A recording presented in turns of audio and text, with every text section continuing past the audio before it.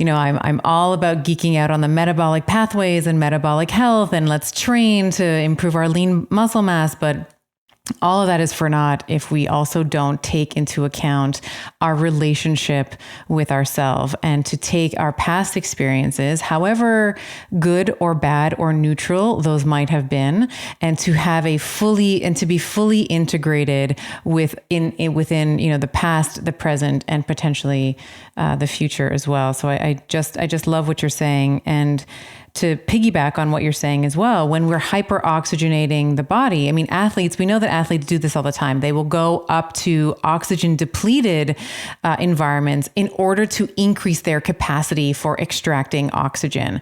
And you can do this with breath work. And like you said, it's like a trip, it's totally, I mean, it's work, like the first 10 minutes, I always am like, God, I'm working today. Like, this is work. Yeah. But it's also really, I mean, it's free and it's accessible to anybody, correct?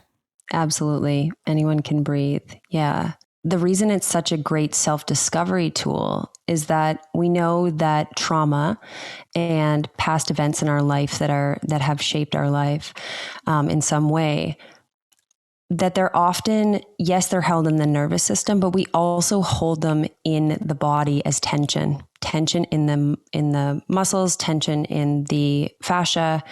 And so the interesting, correlation with breathing and tension is like when you're exhaling, when you're like, your body can't hold on to tension. And so as we breathe in this way, and we're kind of practicing this act of letting our body consciously relax and let go, oftentimes things come back to people that they never would have remembered otherwise, because our memories, as much as they're stored in our brain, are stored in our body. And so breath work becomes this amazing tool. Like you said, you're like, oh, I thought I moved through all those things.